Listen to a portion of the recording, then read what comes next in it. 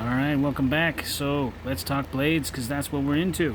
Today, I have something for you guys that's still part of the Spyderco lineup, because you guys know how much I love Spyderco. These are my... Well, this, I should say, is my Spyderco Manix collection. This one right here is the XL. This is the regular Manix with half serrations, and this is the Manix Lightweight, which is probably the most recent purchase as far as the Manix goes. All great knives. Different prices, but they are great. The first one that I have ever purchased was this middle guy right here. This is the original Manix. I think I carried this one the most because it was just so carryable. It was just so light and it was nice. The fact that you could choke up on it because it's got the jimping. This thing is known for grip because of the jimping that you see here, recessed just underneath the G10 handle scales. Same thing on this side right here where it's jimping there, jimping here, and jimping on the spine of the blade and down the spine of the handle right here till it'll be a little less than halfway. Huge lanyard hole, by the way. And this kind of caged ball locking mechanism. In this thing right here, there's a ball in there, and it presses up against where the blade locks, and it keeps it that way. Keeps it locked. So this thing is really solid. No blade play whatsoever. Side to side, up or down. No blade play. This thing is locked. It's solid as a rock. Cool thing is, it's kind of like the access lock from Benchmade. You pull it down, and it goes freely. I mean, look at that. But solid. It's a great knife. Great knife. Spyderco 154 cm on this original one right here. Golden, Colorado, USA Earth. And I think that's... I can't remember who... I think that's Eric. His little insignia right there. It looks like a weird E. I think. I'm not entirely sure. But yeah. This is the first purchase. This is the oldest of the three Manixes that I have. The second purchase was the Manix XL. I wanted a bigger knife. I wanted an XL. I wanted a Manix, but I wanted it bigger. So when I saw the XL coming out, I wanted it and I got it. But this thing is not pocket friendly whatsoever because it's oval. It's huge oval thingy. And look at that. That's wide. Bam! Look at that. It's pretty wide in the pocket. But it's still a great knife. I carried this one in my back pocket. Just one pocket dedicated to it because it is pretty wide. But it's nice. Nice and slim. I'll give it that. It's just one of those knives. It's really slicey. Yeah, it's just a good knife. So, this one sports the CPMS 30V.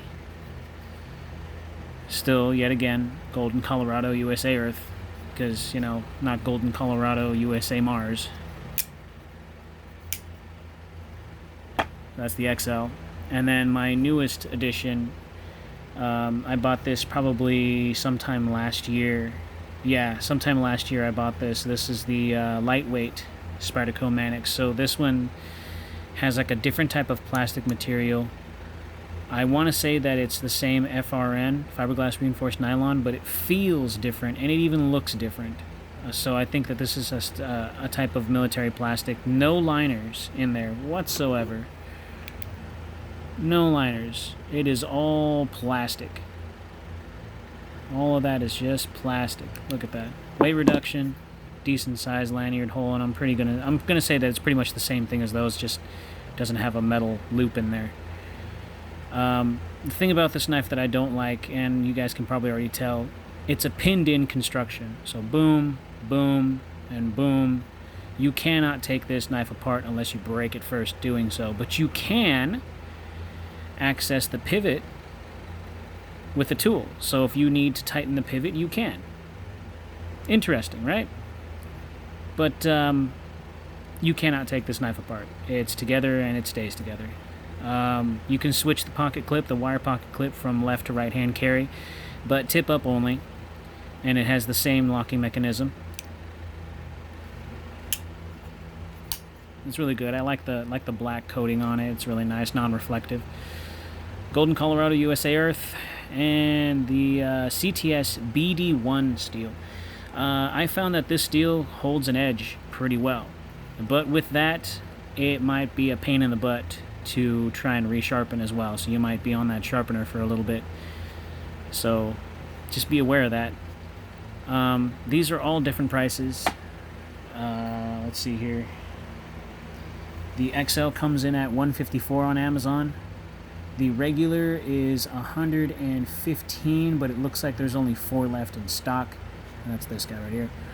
And then this one, about the same, about $115 or $101.50, depending on the kind of color or what you want with this, because this one, they have a clear blue one, if you're interested in that.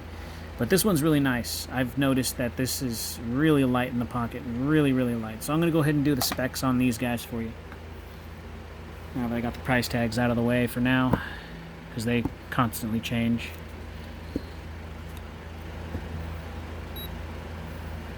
So on the lightweight Manix,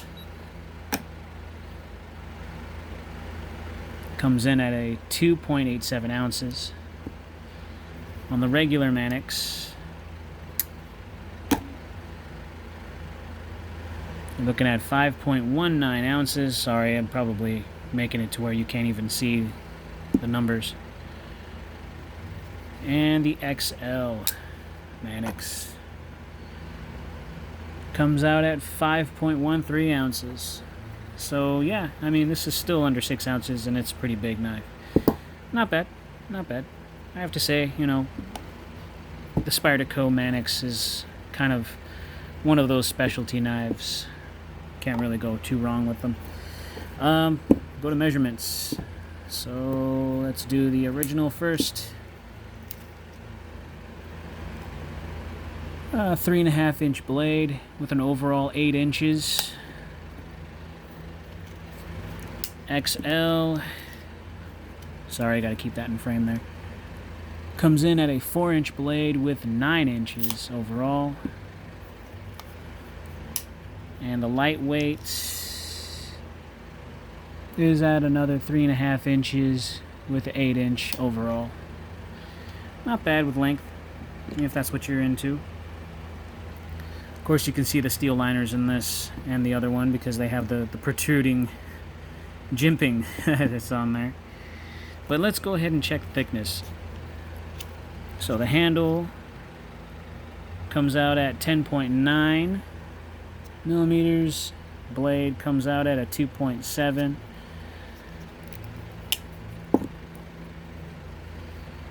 And with the G10, you're looking at 11.3, 11.4 on the handle, 2.9 on the blade.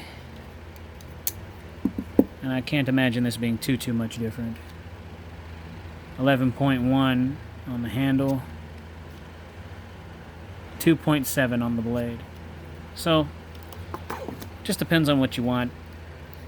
You know, if you want the big boy, or you want the original, or if you just want the lightweight, which is a joy carrying this. I just don't like pinned in construction, but hey, you know, because that means if something happens with this knife, you can't really necessarily repair it. But hey, it all really depends. Holding it, you get that 4-finger grip, easy as pie. And the jimping on here, even though it's slight, you can feel it, and it does create decent traction on there, so you don't lose grip on this thing. And you can choke up. And that's the same thing. It's the exact same thing with this guy here, but you can feel the jimping on there way more so than anything else. And it feels pretty confident in my hands. It's a great knife. It really is. Like I said, I'm a Spyderco fanboy as much as I am Cold Steel and Benchmade, but more Spyderco than anything else. And CRKT, you know.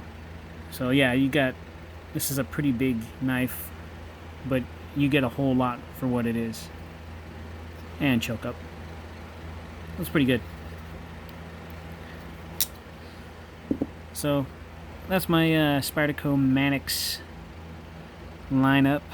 If you guys are interested in it, Amazon has it, and I'm pretty sure eBay does too. Depending on where you go, expect the prices to be a little different. But if I were to choose out of the three which one I would like the most, it'd be the original, because it's in the middle. It's not overly light, it doesn't have the pin-in construction, it's not overly big to where it needs its own dedicated pocket. This is just right. That's if I were to pick out of the three which Manix I would have to carry on me, it'd be this one right here.